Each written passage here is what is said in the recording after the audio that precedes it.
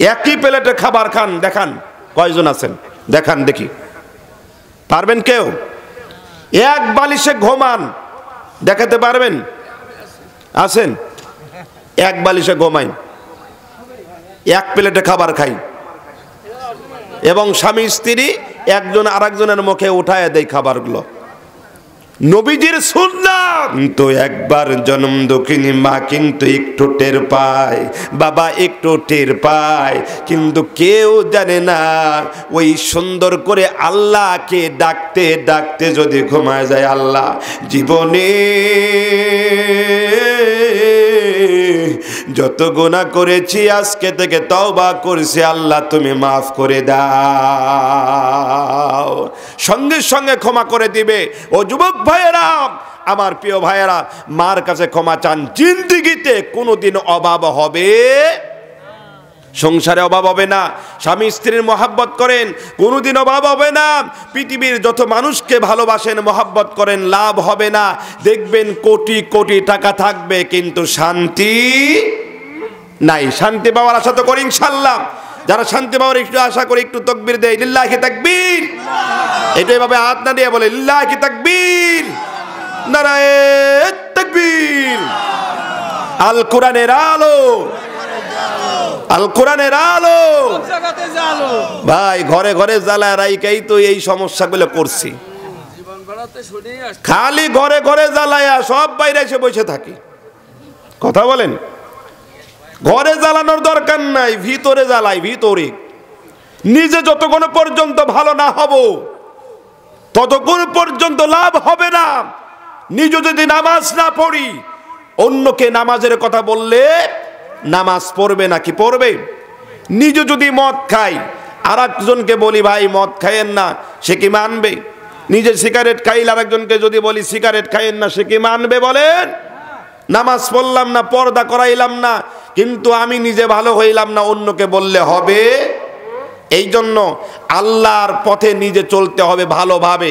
এখানে যদি আমরা বলি, আমার যারা বিবি আছেন, যে সকল ভাইয়েরা বিবাহ করেছেন, আপনার বিবিগুলো বাস্তবতায় আপনার কাছে ভালো, আপনার বিবির মুখে খাবার উঠাইয়ে দিয়েছেন, আমার মনে হয় এমন লোক খুঁজে পাওয়া খুবই কম হবে।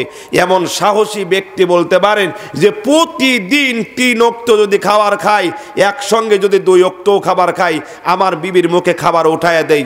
দেখি বলেন তো, দেখি কেমন সাহসী আছেন বলেন।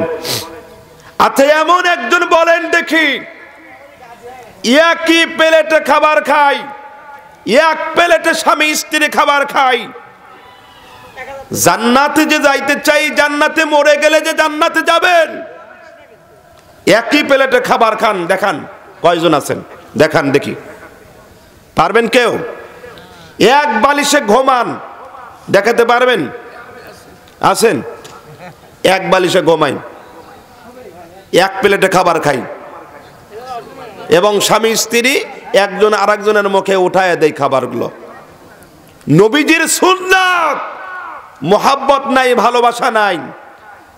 আর এখানে যদি বলি কয়জন আছেন একটু বলেন তো দেখি, বিয়ে আর বিয়ান এক জায়গায় একটা জিনিস কিনে একজন আরেকজনের দেন নাই, একজন আরেকজন খান নাই, আমার মনে হয় খুব কমই খুঁজে পাওয়া যাবে। কি কথা বলেন না কেন? হবে কি হবে না? এগুলা অনেক আছে। প্রিয় ভাইয়ারা, এই জন্য সবচেয়ে পিতা মাতাকে খুশি করতে হবে। পিতা মাতা যদি খুশি হয় তাহলে জান্নাত, আল জান্নাতু তাহতা আকদামিল উম্মাহাতি, মার পায়ের নিচে জান্নাত, মার পায়ের নিচে জান্নাত। আর মার পায়ের নিচে জান্নাত পাইতে গেলে কি করতে হবে? পিতা মাতাকে খুশি করতে হবে। আর সমাজে যতগুলো অশ্লীলতা থাকবে সেগুলো দূর করতে হবে, অন্যায় যতগুলো থাকবে সেগুলো দূর করতে হবে। যত রকম অন্যায় অত্যাচার হবে তাদের বিপক্ষে দাঁড়িয়ে কোরআনের পক্ষে স্লোগান দিয়ে অবশ্যই পার্লামেন্টে কোরআনের আইন, কোরআনের শাসন বাস্তবায়ন করতে হবে। জোরে বলেন আল্লাহু আকবার। কোরআনওয়ালাদের দিকে ভয় হয়। কেন ভয় হয়? ওই যে কোরআনুল কারীমের ওই আয়াতটা, আমি যে তিলাওয়াত করেছি আল্লাযীনা ইম্মাক্কান্নাহুম ফিল আরদি আকামুস সালাম, বাস্তবতায় যদি সবাই সালাতওয়ালা হয়ে যায়, নিজে যদি নামাজওয়ালা হয়ে যায়, তার নেতা কর্মীরা যদি সবাই নামাজওয়ালা হয়ে যায়, সমাজে যদি সব 5 ওয়াক্ত নামাজ পড়ে, একজন নামাজিওয়ালা সে কোনোদিন সুদ খাইতে পারে না। যদি নামাজ পড়ে সুদ খায়, বুঝতে হবে ওর নামাজ কোনোদিন আমার আল্লাহ কবুল করে নাই। আল্লাহর কসম করে বলি, কোন নবীজির জীবনে কোনোদিন সুদ খায় নাই, কোন সাহাবারা সুদ খায় নাই। কোন সাহাবারা পার্লামেন্ট চালিয়েছেন, 1টি বছর নয়, 2টি বছর নয়, অর্ধ পৃথিবীর প্রেসিডেন্ট ছিলেন ওমর রাদিয়াল্লাহু তাআলা আনহু। তার জীবনে একদিন কোনো সিগারেট খেয়েছেন, তার জীবনে কোনো দিন বিড়ি খেয়েছেন, তার জীবনে গাঁজা খেয়েছেন, তার জীবনে অন্যায় অত্যাচার করেছেন, পূর্বে অন্যায় করেছে। ইসলামের আলো নিভিয়ে দেওয়ার জন্য, কোরআনের আলো নিভিয়ে দেওয়ার জন্য ইসলামের শত্রু হয়ে তখন তারা কি করতেন? মারধর দিয়েছেন, বিভিন্ন তরবারে চালিয়েছেন। যেই দিন থেকে নবীজি বরকতময় মুখ দিয়া দোয়া করেছিলেন, আল্লাহ হয়তো আবু জেহেল কিংবা ওমরকে দুজনের মধ্যে ইসলামের সৈনিক বানাও, কিন্তু মনে মনে একটা ইঙ্গিত করেছেন, অন্য কেউ নয়, হলো ওমর রাদিয়াল্লাহু তাআলা আনহু। কবুল হয়ে গিয়েছেন। সঙ্গে সঙ্গে এই বরকতটা পার্লামেন্টে গেলেন, একদিনের জন্য ওমর রাদিয়াল্লাহু তাআলা আনহু নামাজ কাজা করেন নাই, কোরআন পড়েছে, তরুপর ইসলামের জন্য সদা সর্বদা দিয়েছে, জীবনের চিন্তা করে নাই। শেষ পর্যন্ত এই যে মসজিদে সালাত আদায় করতে গিয়ে ওমর রাদিয়াল্লাহু তাআলা আনহুকে বাঁচতে দেয় না। কথা বলেন, ওমরকে বাঁচতে দেয় নাই।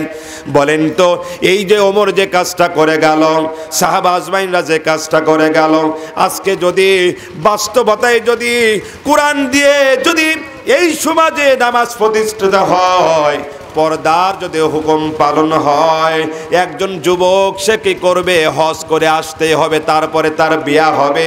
একজন যুবক সে শুধু হজ করলেই হবে না, 5 ওয়াক্ত নামাজ বাধ্যতামূলক পড়তে হবে জামাতের সঙ্গে, কিংবা মহাগ্রন্থ কোরআনুল কারীম সুন্দর করে শিখবে, তেলাওয়াত করবে।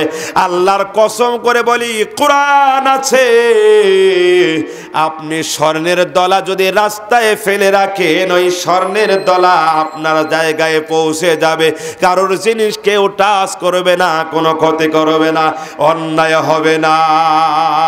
জোরে বলেন ঠিক কিনা?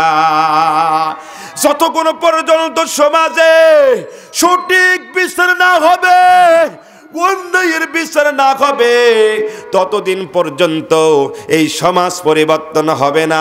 আর রাতের গভীরে কিংবা দিনের বেলায় পকেটের মধ্যে কিছু টাকা ঢোকায়া দিলে দেখবেন গণেশ উল্টা যায়, যায় কি যায় না?